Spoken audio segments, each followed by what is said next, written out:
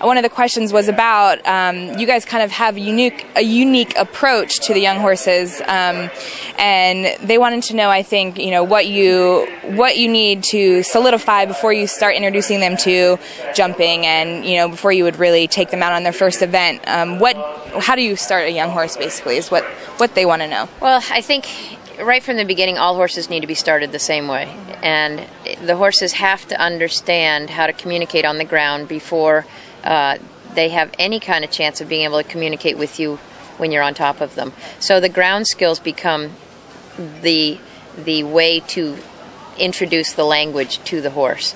And it's my job to understand the language of the horse, not for me to force the language of people onto the horse. And so you have to start with an alphabet. In the alphabet, you put letters together and they make words, and you put the words together and they make sentences, and the sentences together make a paragraph, and that all becomes the same for every horse. It doesn't matter to me whether it's an event horse, a show jump horse, a western horse, a polo pony. They all have to get that same start. And then once you put your chapters together, then you start to tell a story. And it's when you get to that level of education that then you can specialize into whatever it is that turns you on, and you're going to bring your horse along with you. We like eventing. So at that level of education, I say, okay, now you're going to be an event horse. And they'll be like, okay, what's an event horse? And you have already established a level of communication with the horse that allows you to introduce eventing in a very invasive way into their life. They want to be pleasurable horses. They want to do what you want them to do, and that takes leadership, but it takes an inclusive education on how to communicate with the horse. Right. So, moving along, your husband, David, is going to be taking over as coach for the United States, and everybody wants to know what this is going to mean for your career.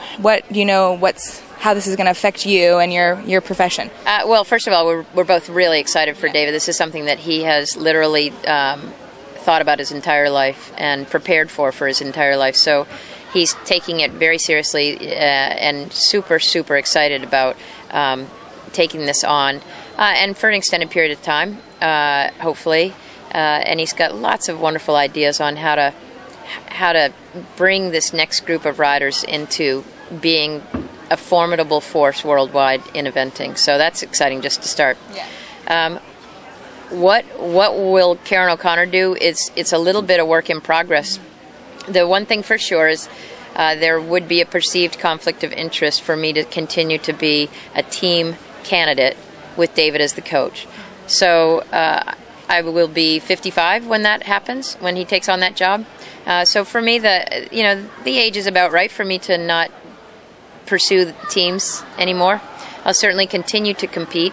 I would like to be able to produce horses, and then hopefully produce them to the level that I'm comfortable at, whether that's the 2-star, 3-star, 4-star level. We'll really be, we'll have to wait and see. Yeah.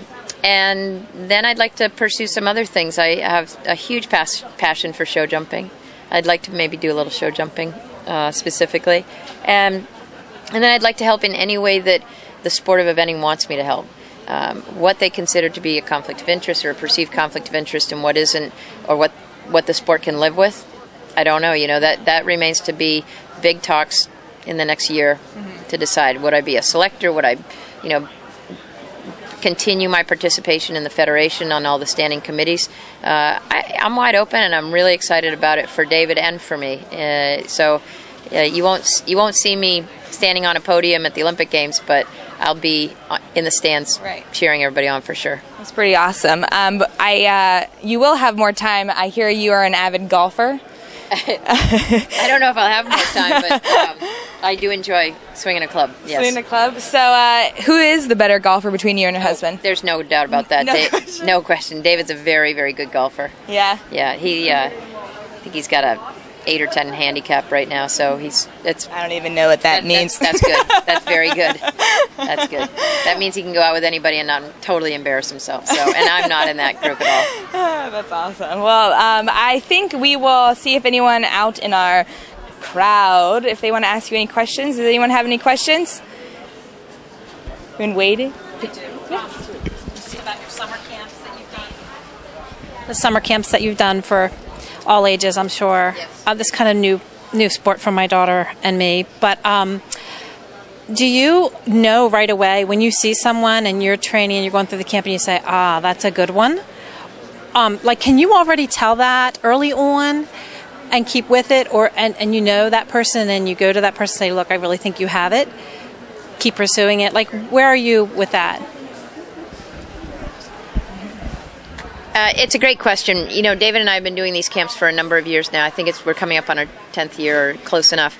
And your question about how quickly do you see whether it's a really incredible rider, or even you could ask the question of a really incredible horse. And I think there is definitely that immediate, this person has it.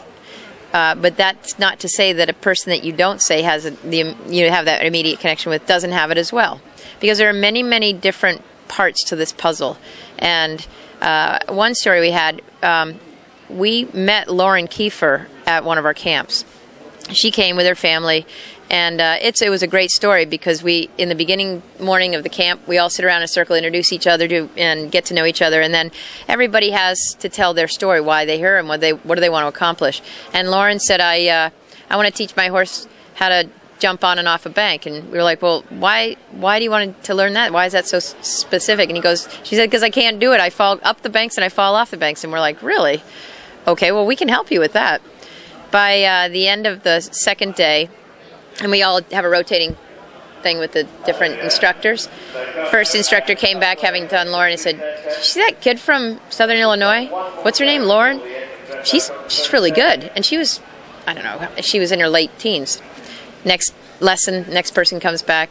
She said, yeah, you see that kid, Lauren? So David taught her about the third or fourth session. And then he comes over and he goes, hey, have you guys seen this kid, Lauren Kiefer?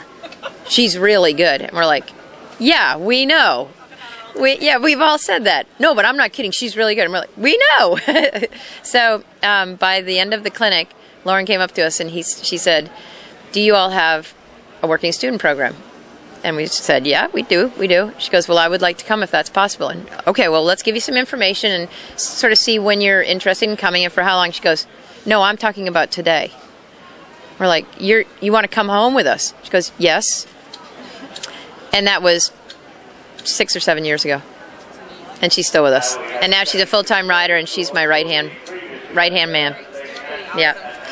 So I won't say yes. There are people like Lauren Kiefer that come by every so often, but when I was in my teens, I went to train. I made a short list to go train with Jack Legoff, who was the coach at the time, and then he would take 3 people from each of these sessions, and he did 3 sessions, and then those people got to go and train with him for an extended period of time, and I didn't make the cut because I wasn't good enough.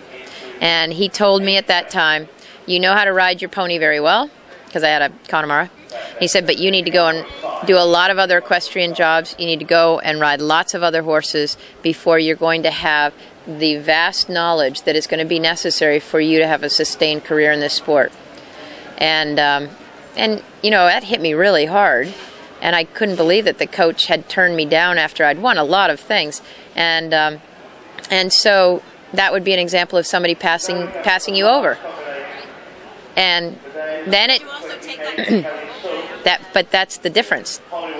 That is what made me what I am. Is that I did persevere and learned to have a better work ethic and went and got very diverse in my riding. And so now I can look back and I can say I've ridden Tennessee Walkers and I showed Morgans and I showed Andalusians and Peruvian Pasos and I've ridden polo and I've ridden reining and I've worked cows and I know natural horsemanship. And I also event. And I showed Hunter Jumper. I did Metal McClay when I was a kid. And I showed up to 4th level dressage when I was a kid. You know, by kid, I mean under the age of 30. So that's how I dealt with it. So. Cool. Thank you, guys. I just want to talk about our lovely Ecogold sponsor. Hannah told me that before she got her own pads, she's been stealing your Ecogold pads, and I said a little bit yesterday how much, as a groom, these pads are pretty much awesome. What are your experience with Ecogold? I met Patricia, gosh, I think it was probably 3 or 4 years ago, and the thing that separates Ecogold from any other saddle pad company in the world that I'm aware of is that they are experts in textiles. and they understand fabrics, and they understand what breathes on a horse, and what holds the sweat in, what doesn't hold the sweat in. And so for that reason, they are ahead of the game. And then they have an incredible support system around them, where they respect their sponsored riders and ask for our input on the shapes of the product, the shape of the pads, and all the other products that Ecogold makes. And so it's a win-win, because you feel like with Ecogold, the company and the sponsored riders are all growing together, and we're all helping each other to make the very best product that there is out there. And while they are also they are still continuing to be state-of-the-art on new textiles, new fabrics, and new products, and new materials that make their product stand out way ahead of anything else out there. Pretty awesome. Well, thank you very, very much for coming by today, and good luck this weekend. Thank you. See you later. We'll see how it goes, one day at a time. You have Sunday to win that best dress, so really? I'll be rooting for you. Well, thank you.